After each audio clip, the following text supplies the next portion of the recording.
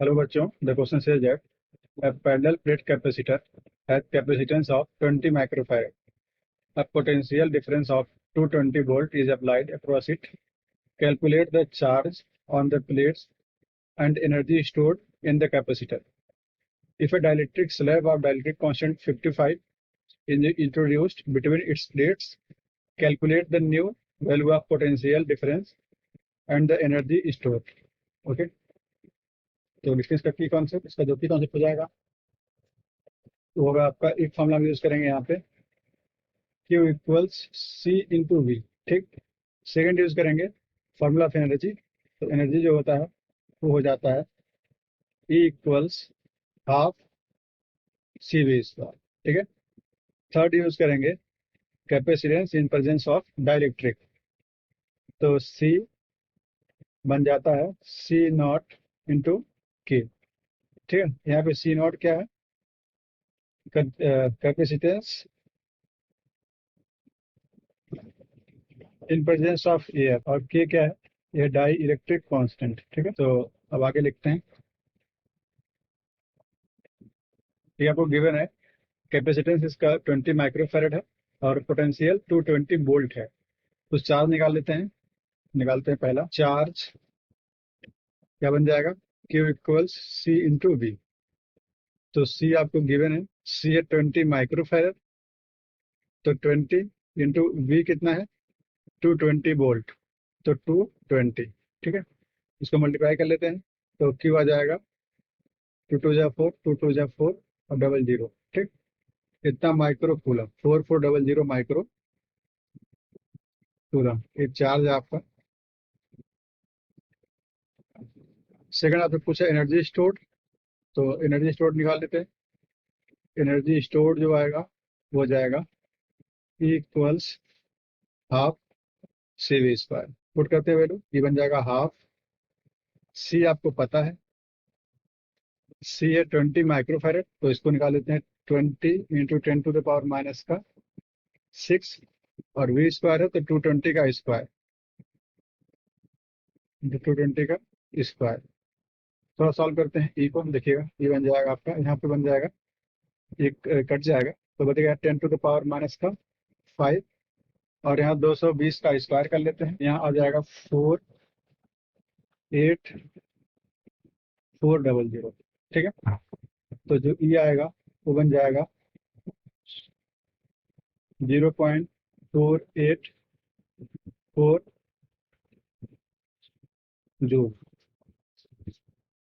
ये आपका energy stored है पहले कैपेसिटर में। ओके, अब आगे बोल रहा है if a dielectric slab of dielectric constant 55 is introduced between its plates, calculate the new value of potential difference and energy stored. ठीक, तो आगे लिखते हैं after inserting dielectric, new capacitance क्या होने वाला है, न्यू कैपेसिटेंस हो जाएगा इसका C इक्वल्स के टाइम्स C नॉट। तो C बन जाएगा, देखिए कितना दिया है 55, C आपको दिया है 55, और C नॉट कितना है 20 माइक्रोफैरड। ठीक है, तो इसको 20 कर देते हैं। ठीक, तो जो आपको नया कैपेसिटेंस मिलेगा हो जाएगा 2 5 10 और 2 5 10 1100 माइक्रो फैरड। ये आपका न्यू कैपेसिटेंस आ गया है 1100 माइक्रो फैरड। ठीक, अब आपसे पूछ रहा है calculate the new value of potential difference. अगर इस पे चार्ज निकालें, लेट कर लेते हैं, let new potential is V, then charge क्या हो जाएगा, देन चार्ज स्टोर्ड क्या आएगा, क्यू इक्वल्स आएगा सी वी। ठीक है, तो क्यू बन जाएगा सी कितना है 1100 इंटू वी। बट देखिएगा जो पहले चार्ज था और जो बाद में चार्ज है दोनों कंजर्व होंगे, दोनों सेम ही होंगे। तो लिखते हैं by conservation of charge, by conservation of charge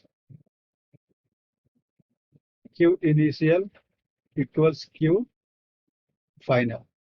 तो देखिए इनिशियल चार्ज कितना है, इनिशियल चार्ज जो आपका है वो है 4400 माइक्रो कूलम। तो 4400 इक्वल्स 1100 इंटू वी। तो देखिए यहाँ पे ये 0 0 कैंसिल होने वाले हैं, ठीक है। तो जो वी आएगा हो जाएगा 44/11। जो वी आ रहा है वो है 44/11। तो वी आएगा 4 वोल्ट। ये आपका आ गया न्यू कैपेसिटेंस 4 वोल्ट, ठीक है। नाउ एनर्जी स्टोर निकाल लेते हैं। नाउ एनर्जी स्टोर्ड क्या बन जाएगा, E equals half CV square, ठीक है। हमने से निकाल लगा पहले ही, तो पुट कर देते हैं तो बन जाएगा हाफ C कितना है, 1100 है। तो 1100 इंटू 10⁻⁻6 माइक्रोफेरेड था, तो 10⁻⁻6 और V है 4 का स्क्वायर, ठीक।